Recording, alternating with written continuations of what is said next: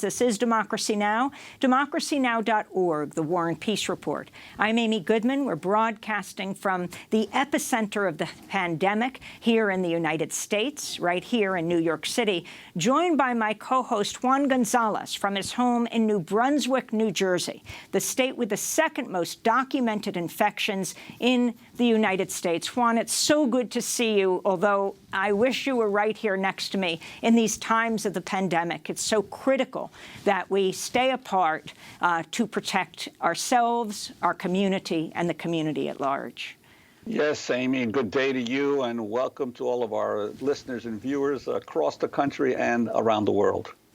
Well, the White House is now estimating that between 100,000 and 250,000 people could die from the coronavirus pandemic. Some of those most concerned about exposure to the highly infectious virus are workers on the front lines of, well, grocery stores and delivery services. This is in addition to all the attention to the doctors and nurses and the staffs of hospitals across the country. On Monday, workers who fulfill orders for Instacart staged a protest to demand better working protections and hazard pay. Also Monday, Amazon warehouse workers in Staten Island walked off the job. Amazon fired one of them in response, and we'll get his response later in the broadcast. Amazon says they fired him because he wasn't doing social distancing. He tells a different story. On Tuesday, Whole Foods workers organized a national sick-out protest demanding double normal wages for workers as hazard pay for working on the front lines during a pandemic. This comes as 3 workers at a large U.S. UPS facility near Boston have tested positive, and 24 more have been quarantined. For more, we're joined from his home in Philadelphia, Pennsylvania, by Richard Hooker, Secretary-Treasurer of the Philadelphia Teamsters Local 623, the first African-American to ever lead the 101-year-old union. After being elected Secretary-Treasurer in November, Richard Hooker has worked at UPS for 20 years. We welcome you, Richard, to Democracy Now! Can you describe what was happening where you worked? What kind of access do you have to protective gear, to washing your hands? Describe the scenario. Well, in the beginning of it all, there was no access to being clean, no soap in the bathrooms. Some bathrooms had no running water, no hot water. Where do you work? At the airport facility in Philadelphia. Keep going and describing what was happening there. So what was happening was, like I said, the bathrooms were was not clean, no running water, dirt everywhere. The facilities were a mess, trash everywhere, dirt everywhere. We took pictures, we sent them to the company, let them know, hey, this is the issues that we're having here, and we need some help. And all the response that we would get was that the government deemed UPS essential, and we were to keep working. So we kept going. We filed grievances. Under our contract, you know, sanitation and safety are big issues. So we filed grievances against the company with that. Still, no response, no communication. We sent letters to our governor here in Pennsylvania to get some help. Since we are deemed essential, we need to make sure that our people are protected during this pandemic. That wasn't happening. So that's why we sent letters to the governor. Still no response from the company. Same old, business as usual. And so we did a interview on a national news network. It got a little traction, but still the company refused to communicate with what they were doing. And the members were very, very upset, anxious, concerned, because if we are so essential, then we need to make sure that our people are protected and not feel like we're disposable. So we did another national news broadcast, and we laid it all out in the line. We told them, hey, this is what was going on. The bathrooms, pictures, video of the water not even being able to be turned on, trash everywhere, the facilities not being clean. We kept doing that. We talked about it on live TV everywhere. Then all of a sudden now, the company wanted to sit down and talk and come up with some ideas and plans. So this past Monday, we had a sit-down meeting with the president of our district, Mrs. Kim, and she gave us her commitment and the company's commitment that they would communicate with us everything they were doing. Cleaning the bathrooms would be a priority, making sure there was going to be social distancing, making sure the water was run, making sure there was multiple cleaning crews coming in to clean the facilities constantly. Unfortunately, even though there's been some progress, it's not enough. There's still no social distancing. Some of our members still not getting the supplies that they need. The communication has gotten better.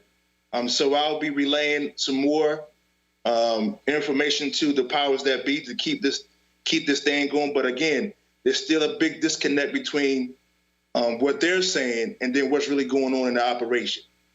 And our members are at risk. We just Richard Hooker, I wanted to ask you, given the fact that so many millions of Americans are being forced to stay home, I would assume that there has been a huge increase in the work that UPS and other delivery companies have.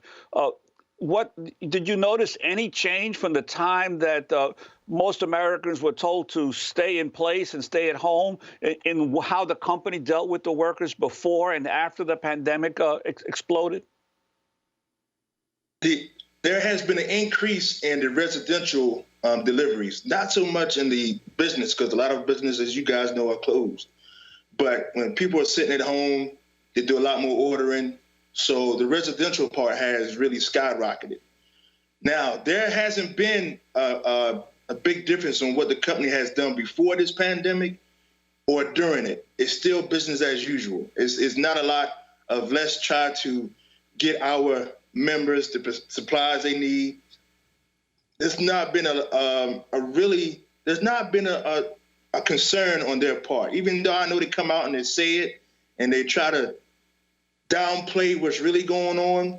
From our standpoint, it hasn't been enough, and to our members, it's definitely not enough, because like you guys mentioned, there's been 3 confirmed cases up in Boston, but we have 2 confirmed cases here in Philadelphia, one in Oregon Avenue building and one in the PHL building. And again, we had to fight to get that information. Before, they wasn't telling us anything. And so we had to keep fighting and pushing just to get the information so we can let our members know what's going on. So it's still been the same. They're going to keep doing what they're doing. It seems, and it always has been, profit over people. Profit over people. But us as a union, we're not profit-based. We're membership-based. We care about our members. And that's what this is all about, protecting our members. Richard Hooker, we want to thank you so much for being with us. We're going to continue this discussion on the other side of the break as well with David Levin. Richard Hooker is Secretary-Treasurer of the Philadelphia Teamsters Local 623, has worked at UPS for 20 years. When we come back, David Levin, lead organizer with Teamsters for a Democratic Union and coordinator of the UPS Teamsters United campaign. Stay with us and stay safe, Richard. This is Democracy Now! I'm Amy Goodman in New York. Juan Gonzalez is in New Jersey. And as we've reported, at least 3 workers at the large UPS facility near Boston have tested positive. 24 more have been quarantined. Details about the infections were shared by the Workers' Union. Teamsters Local 25 Union President Sean O'Brien said in a statement, UPS was, quote, refusing to provide critical information to its workers regarding positive and presumptive positive COVID-19 cases in the facility. For more, we continue to look at organizing efforts by workers on the front lines. We're joined from his home in Philadelphia by David Levine, lead organizer with Teamsters for a Democratic Union, coordinator of the UPS Teamsters United campaign. David, we just have a few minutes, and we'd like you to link what's going on with UPS and the union negotiations with United Postal Service, with UPS, with what's going on at Amazon and Instacart, the people who are protesting outside demanding that they have to have a safe workplace too. Well, thanks for having me so much. You know, Amazon workers are raising the same issues that Richard was just talking about, and that UPS workers across the country are raising: a lack of personal protective equipment, unsanitary conditions, not being informed when a coworker tests positive, the workplace not being sanitized properly. These are after someone tests positive. These are all CDC and OSHA guidelines. They're not being followed, and we need to hold these corporations accountable. You know, UPS and Amazon are competitors, but UPS workers and Amazon workers are not. We share the same concerns. We have the same corporations that we have to hold accountable. So one of the things that we did as Teamsters for a Democratic Union and our UPS Teamsters United campaign, last night we launched a national petition specifically reaching out to UPS Teamsters around the country to call for the reinstatement of Chris Smalls, who I guess you have coming up on the show later, who was fired for organizing a protest around these issues at Amazon. We're all in this together. We're demanding for these health and safety issues to be addressed both at UPS and at Amazon, and for all workers. David, very quickly, what do you say? I mean, what do you say to Amazon wrote to us last night and said he wasn't fired for organizing, but for not maintaining social distance and not going home and quarantining since he was near someone who tested positive? Yeah, well, the next time that a corporation admits that someone was fired for organizing will be the next time that Democracy Now! Gets $1 million donation from Amazon. It's not going to happen. Everyone who knows what happened. The difference in the situation is that if you're a union worker, you have more protections to be organizing and taking action. A lot of Teamsters are doing that. When their local union isn't helping, Teamsters for a Democratic Union and UPS TeamstersUnited.org, we're here. People can reach out to be a resource. And we need to be, this is a time when union workers, Teamsters, and Amazon workers need to be making connections, because over the long haul, not just in this crisis, we need to be working together to hold these corporations accountable. And David Levin, I wanted to ask you this about over the long haul, because really this pandemic is really creating a major shift in the way that goods are distributed in our society, as increasingly people are being forced to go online and therefore to have packages delivered by companies like UPS and Amazon and others. I'm wondering, do you sense that the labor movement is prepared, organized labor is prepared for what is essentially a radical shift that, for instance, Macy's just announced they're laying off or furloughing 100,000 workers, that the brick and mortar stores are really at an enormous disadvantage right now, and these delivery companies now are going to have a much greater share of the market in America. I'm wondering how you feel if the labor movement is prepared for this shift in distribution of goods in the society.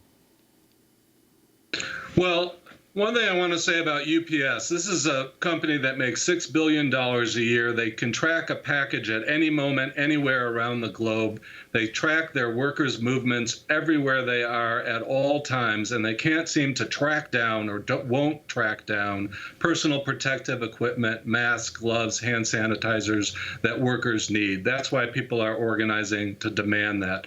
The Teamsters Union is a logistics workers union. We're a transportation union. We're a package union. We're a grocery and food delivery union. We're the logical hub to be organizing and uniting and bringing workers together. We're doing that at the grassroots level at Teamsters for a Democratic Union. You see some aggressive local union leaders pushing for that, and we need a transformation, we believe, in the Teamsters Union, in the top leadership, which has largely been missing in action through this crisis, if we're going to meet the kinds of challenges that you were just laying out. David Levine, we want to thank you so much for being with us, lead organizer with Teamsters for a Democratic Union and the coordinator of the UPS Teamsters United campaign.